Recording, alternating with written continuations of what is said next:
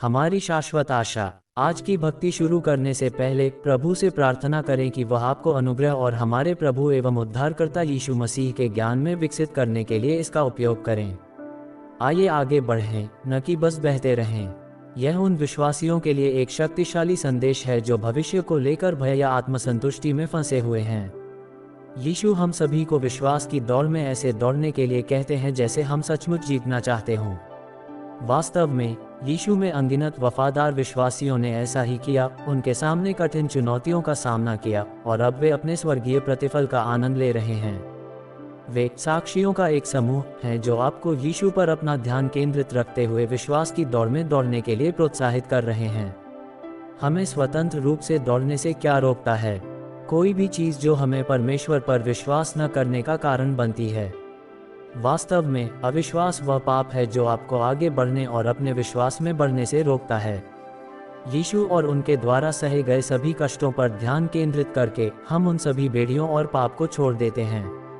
हम बिना किसी रुकावट के और आज़ादी से दौड़ सकते हैं और परमेश्वर हमें उन चीज़ों से आज़ाद करने के लिए हर संभव प्रयास करेंगे जो हमें इस दौड़ में बाधा डालती हैं। परमेश्वर हमसे इतना प्रेम करते हैं जैसे एक पिता अपने बच्चों से करता है कि वह हमारे आध्यात्मिक चरित्र को गढ़ने के लिए कठिन परिस्थितियों को भी हमारे जीवन में आने देते हैं। महत्वपूर्ण यह है कि आप अपने जीवन में परमेश्वर के अनुग्रहपूर्ण कार्यों के प्रति कैसी प्रतिक्रिया देते हैं। इसलिए आपके लिए ये याद रखना बहुत ज़रूरी है कि परमेश्वर आपके जीवन में निरंतर कार्य करते हैं। वह चाहते हैं कि आप उन पर और गहराई से भरोसा करें और आपके लिए उनके उद्देश्यों में अपने विश्वास को बढ़ाएं। परमेश्वर के प्रेमपूर्ण अनुशासन का सबसे अच्छा जवाब है उससे सीखना और उन्हें अपने अंदर काम करने देना।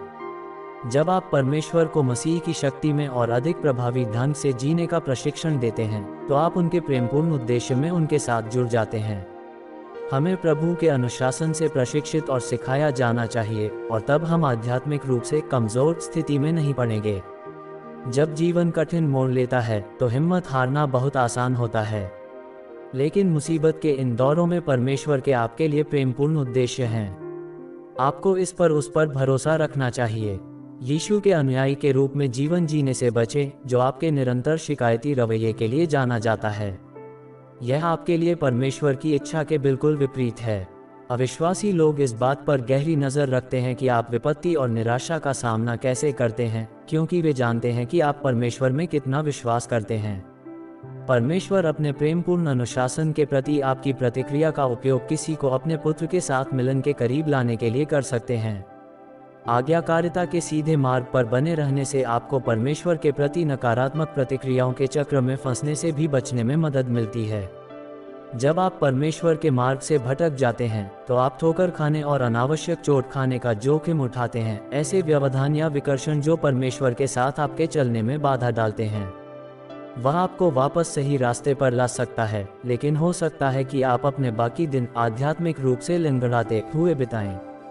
जब हम अपना जीवन पवित्रता में जीते हैं, ऐसे तरीकों से जो उसे प्रसन्न करते हैं और उसके पुत्र का सम्मान करते हैं, तो लोग उस तरह के प्रामाणिक जीवन की ओर आकर्षित होते हैं। परमेश्वर कठिन समय में आपकी प्रतिक्रिया का उपयोग किसी को अपनी ओर आकर्षित करने के लिए कर सकता है। जब हम यीशु के माध्यम से परमेश्वर के साथ शांति में होते हैं तो हम उन लोगों तक शांति पहुंचाने का माध्यम बन सकते हैं जिन्हें इसकी सबसे ज़्यादा ज़रूरत है। 1. हमारा मन मसीह और उनके द्वारा सहन की गई पीड़ाओं पर केंद्रित होना चाहिए। जब आप इस एकाग्रता को खो देते हैं तो क्या होता है?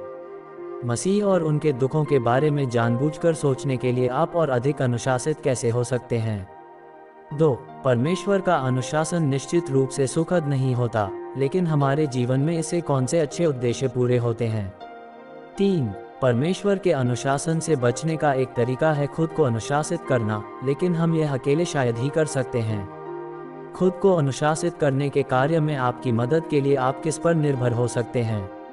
और ऐसे ही हर दिन का वचन सुनने और मनन करने के लिए बारली, पावरी, सितारा परिवार को सब्सक्राइब करें और मित्रों को शेयर करें। धन्यवाद।